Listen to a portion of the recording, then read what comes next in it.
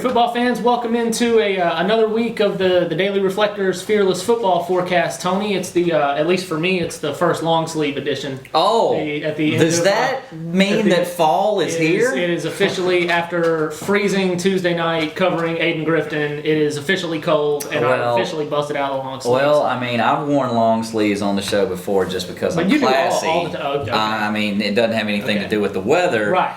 But yeah, I noticed that it was supposed to get down to around 40 for you last night, or at that game that Aiden Grifton played on Tuesday. It did.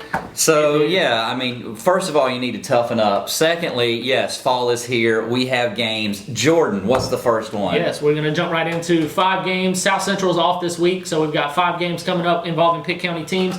We'll start at the first one, Tony, and this one. Good place to start. Yeah, this is the first one. This is the one that I'm going to be at. Oh, it's all about you. And I'm really hoping that this doesn't go the way that it could go. This is CB Aycock at JH Rose. The potential to break the scoreboard again. Another 25 touchdown game. Yeah, I'm really hoping that this one doesn't happen. If the coaching staff at Rose is watching, if you guys could move this one along a little bit faster, that would be fantastic. Well, that guarantees that they're going to try to score 80. So good 80, job. Yeah, exactly. Well, they scored 76 on Aycock last year. This is a game. This is a game where Rose is coming off a couple weeks. You know, the schedule has been kind of shaky for everybody. Yeah, they haven't played in a while, right? Yeah, exactly. And Aycock coming off of a loss against New Bern, you know, so they've been back at it for a week and have had a chance to kick the rust off. Rose is going to be trying to do that on Friday night against an Aycock team that, you know, the common theme here, looking at the Conley, looking at them playing Conley, Rose and Conley broke the scoring record, the state scoring record, with 144 points. Yeah. Then Aycock played Conley, and those two combined to break it. Just like I said, the potential for 1,000 points to be scored here. But I think this is in all seriousness, I think it's going to be fun to see if the Rose defense, they know what's coming in there, and you know, and the kind of game this can be. And Dave Wotecki was pretty adamant with me this week about, you know, it's time for that defense to step up. This is about the time of year last year where they really took a step forward going into the playoffs, and I think there's the potential there for them to do that again this week. I think it still has the potential to be a shootout, but I think Rose gets a win here against a league opponent, Aycock. Yeah, I think Rose is focused on trying to correct some wrongs in that defense, and this is as big a challenge as they're going to have. They've already faced the most challenging part of that conference schedule, probably, I would say. Well, they still have New Bern. New Bern is still out there, obviously, but you know, they've already got Conley behind them, and this is going to be another tough test. But I think Rose being at home, and like you said, the emphasis that the coaching staff may have put on the defense will lead that defense to be, hopefully for your sake, and for Rose's sake, a little bit stronger, make for a tighter game. And yeah, I think Rose will get a win there. I think they'll stay undefeated in league, and I mean, shoot, 4-0 in the league. Even after all the layoff, you know, maybe the early portion of the game, there's going to be some rust to shake off there. But once they get going, being at home, the opportunity to go to 4-0, I think all those things factor into a Rose victory. No doubt. Staying in the 4A ranks, you mentioned that New Bern team, 4-0 in league already. After a rough start, New Bern has kind of gotten back to the team that the powerhouse team that we've known them to be. Hosting D.H. Conley, and D.H. Conley has become kind of an anomaly at this point. We've seen how great they can be as far as scoring points, and how pretty much a sieve that the defense can be by letting other teams score a lot. Right. So New Bern is flying high right now, but it's an opportunity for Conley to go get a huge win on the road to keep them in the mix for the conference title. Right. If they lose this game, you're 2-2 in league and you're probably out of it. Probably no chance to win the league there with 2 losses. So a major opportunity there for Conley, but I feel like New Bern is really on too much of a roll right now. I think they'll keep it going, and I know that this is probably going to be maybe one of the closer games we have this week. I know that Conley beat New Bern twice last year, but that was a completely different team. Both teams are a lot different this year. I feel like New Bern's riding high. I think they'll keep it going. It's going to be a tough road for Conley. And the thing I will say, though, is coming off of, you know, we mentioned they had the huge scoring outputs against Rose and Aycock, but gave up a ton of points in that span. Yeah. They're coming off of shutting out an Eastern Wayne team that is not great, but the speed and the athleticism that they showed on this past Friday night in in wet conditions, still not ideal with the rainstorm that happened. They flew around and put together their best performance of the year, bar none. So I think this is a Conley squad, especially on the defensive side, that's got a lot of confidence. This is a New Bern team that they're always physical. They're always, they're varying degrees of good on the offensive side, but it seems like they've always got that physicality level and the size. So I think this is going to be a tough one for Conley, but they've got the momentum, and I think they can go down there and get this win. I think it won't be easy, like you mentioned. I feel like this will be a tight game, but I think Conley, with the offensive production and the defense, the steps that they've taken, I think they can go down there and go to 3-1 in the league. Right on. We didn't pick the same team, and I mean another reason, just real quick, why I feel like New Bern is good enough to win the game. Held Aycock to only 11 points. Yep. Nobody's really done that to Aycock, so that's why I feel like New Bern's going to win. But hey, Conley, surprise me. Go for it. Conley has some weapons, namely Holton Naylor, that Aycock doesn't have. So that'll be an interesting matchup.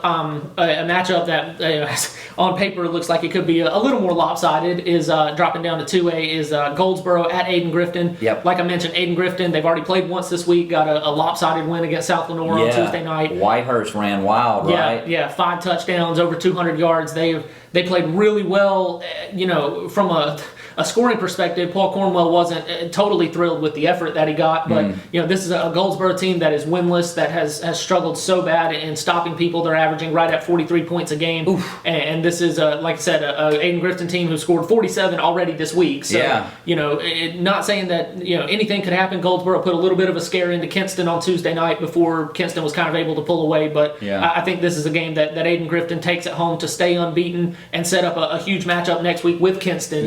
So I think this is a matchup the Chargers win pretty easily. The only thing that could hurt Aden-Grifton here would be the quick turnaround.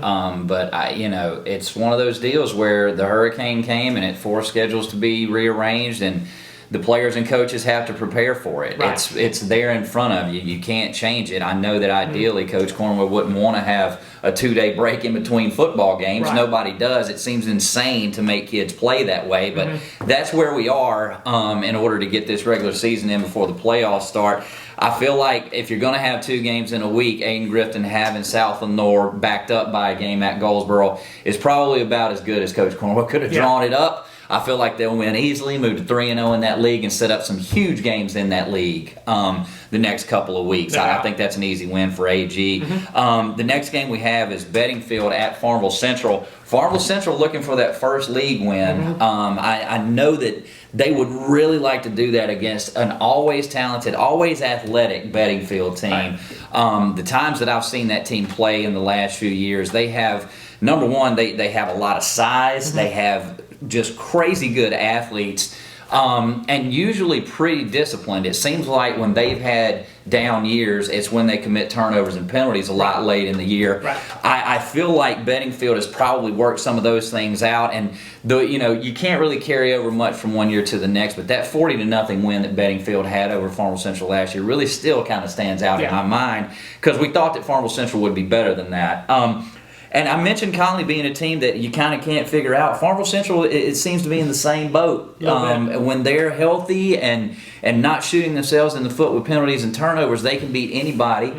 And when they do those things, they probably can't beat anybody. I'm picking Bedingfield here. I'm covering this game, so if anybody wants to holler at me in Farmville on Friday night, I'll be the guy with the notebook in his hand. You'll be able to find me. But I think Bedingfield's just too good. I feel like the 3-1 record on the road speaks volumes for how tough that Bedingfield team is. Farmville Central still got some steps to take before I'll pick them in this game. I'm going Bedingfield. I'll take Farmville Central here. Okay. Everything that you just said is a good point, but just looking at having seen them against Washington, where they're a couple of botched exchanges away from winning that game, and then last week against a vastly improved Southwest Edgecombe team from where they were at the start of the year. Farmville Central, they're with a minute to go in position to win that game, and just needed one stop. They're just a couple of possessions away from being 2-0 in the league as opposed to 0-2. So they if anything, that you'd imagine that makes it more frustrating for Scott Gardner and that staff. I'm sure. Because of how close they've been in both of these games. But I think, like you said, this is at home in a game that, with 2 losses, you're pretty much looking at, the conference title has gotten away, and now you need to start focusing on positioning yourself for the postseason. Yep. So I think there's a lot of pressure there, and I think Farmville Central answers with a win. Interesting. We differed on 2 picks so far. One more to go, Jordan. Who is it? It is North Pitt at Washington, and this is a one that North Pitt 1-7, Washington 2-6, but Washington, after such a tough non-conference schedule and going winless, they put up a couple of good wins in to get off to a 2-0 start in league play. One of those, like I mentioned, being against Farmville Central. And this is a game that it feels, North Pitt coming off a loss to North Johnston. Those are the 2 teams that were kind of in the preseason picked to be at the bottom of that league, and that just kind of felt like a game. I think I said this last week, a game that North Pitt needed to win. Definitely. To kind of, I would agree, to have a chance to finish the season strong, because now you're looking at a Washington team that's really good, and no real sure victories from here on out with the couple of weeks that are left. So this is going to be a tough one. Washington, they won. You mentioned 40-0 for Bedingfield and Farmville Central last year. That was the score of this game last year. Washington really handled North Pitt. That was in Bethel too, if I'm not mistaken, right? Yeah, and the Panthers are they're giving it their all with Coach Wooten and the guys, but they're struggling a little bit right now. And I think that continues this week in Washington. To win at home. Washington's got all the momentum. Seem to really be clicking. Have found some kind of formula for success that is working for them. Low-scoring games seem to be the key for them. They're not going to put up a ton of points, but they're going to really play sound defense and special teams. It seems like that has kept them in some games that they haven't turned the ball over. Exactly, and those things are key. And all of those things that we just mentioned are things that North Pitt still doesn't have down pat, even this late in the season. Right. So for those reasons, I feel like Washington's going to move to 3-0, and all these conference races, most of them anyway. They're interesting coming down the stretch here. Tighten up. Yeah, and it's fun to see. And, hopefully for the local team's sake, they can get in the mix in some of these, but I don't think that's going to be this week for North Pitt. I think Washington will win. Cool. So we take, we varied on Conley and New Bern, and Bedingfield, Farmville Central. Yeah. We'll see how those 2, we'll see how all of them turn out on Friday. I mean, I hope. And assuming they get played with no weather delays, we'll both, since you and I will both be out in the field, we'll both be hoping for an uneventful Friday night weather-wise. Exactly. Since it seems like those have been so hard to get this season. Yeah, and the winner of the overall season series gets a milkshake. That's news to me. No, you didn't know? No, it's in the bylaws. Okay, I should have read the contract. You should have. You signed it. And it's the milkshake of the winner's choice. So for me, it's going to be Cookout. Okay, that's there will be no Oreo mint. Come on. It'll be from Cookout. What am I, an amateur? Sorry. So that's we'll see how that turns out later in the year. But for this week, we'll see how these games turn out. Friday night, we'll have coverage in Saturday's Reflector and at Reflector.com. You can follow me on Twitter at ReflectorJordan, him on Twitter at TCastleberryGDR. I think that's everything. That's it. And we'll have coverage for you this week, and be sure to check out next week's show. Thanks for tuning in.